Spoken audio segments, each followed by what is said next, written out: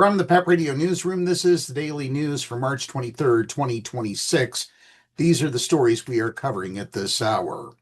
Poland has recognized a same-sex marriage for the first time in a historic court victory.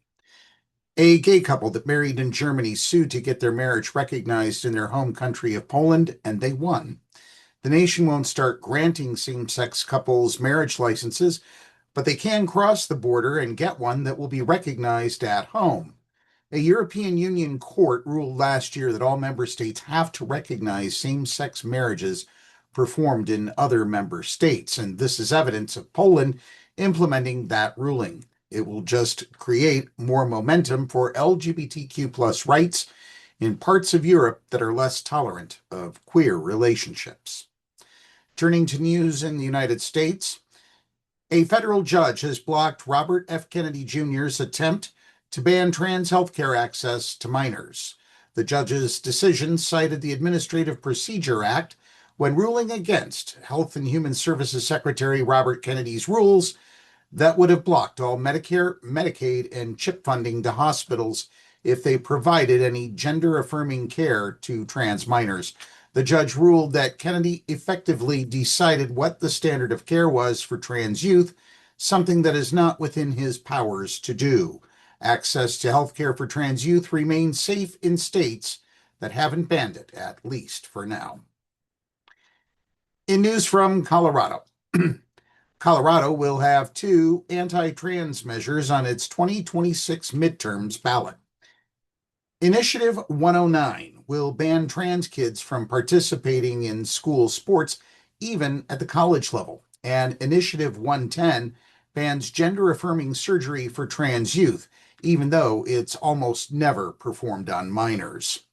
Colorado is the fourth state to put an anti-trans measure on its ballot for this November, something that'll be new for this election.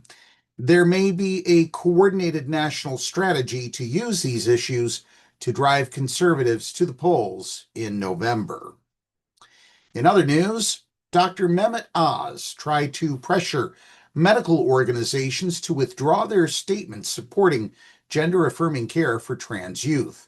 The TV personality and current director of the Centers for Medicare and Medicaid Services tried to pressure groups like the American Medical Association to withdraw support of gender-affirming care for trans youth. The administration under President Trump is hostile to the form of health care, while science has shown that it is safe and effective for treating gender dysphoria. As such, this administration is leading the attempt to politicize the science and has been willing to use the levers of power to pressure people into hiding the truth. And Senate Republicans have introduced amendments to the SAVE Act to make it anti-trans. The SAVE Act is a voter ID bill that Congress is currently considering. The president has been promoting the bill as a way to stop trans people from having equal rights. While the bill could disenfranchise trans voters and other groups, until this week, the bill didn't contain any explicitly anti-trans provisions. Now, a GOP senator has introduced an amendment to make the president's statements true by adding sections to the Senate version of the bill that would ban trans kids from participating in school sports and from getting gender-affirming care. It should be noted that the U.S. Senate voted down this exact amendment on Saturday. Why it matters? It's unclear whether the SAVE Act has any chance of passing the Senate at all, since it will need some Democratic votes to overcome the filibuster's 60-vote threshold. While adding anti-trans measures to an appropriations bill, which can't be filibustered, can help them pass, it's unclear whether the measures will actually tank the SAVE Act. And finally, we have this news from Pennsylvania.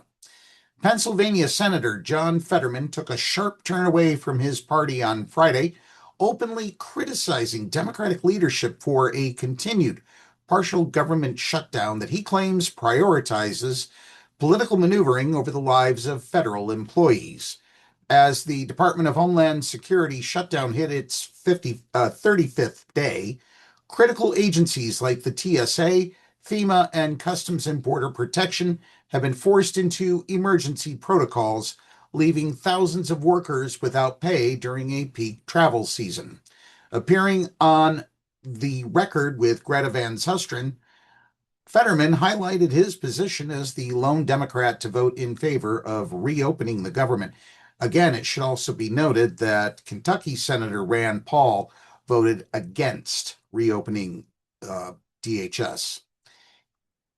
At any point, John Fetterman argued that withholding DHS funding to force reforms in agencies like ICE is a misplaced strategy that punishes the workforce without achieving direct policy changes. I was the only Democrat through this entire thing to refuse to shut our government down. This is wrong, Fetterman said. And that's the news for this hour.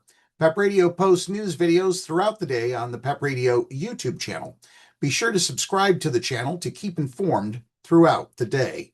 PEP Radio is available on the Live 365 app, the PEP Radio page at paequality.com, Roku, and Alexa. Up next, we have the Meadville area weather forecast here on PEP Radio.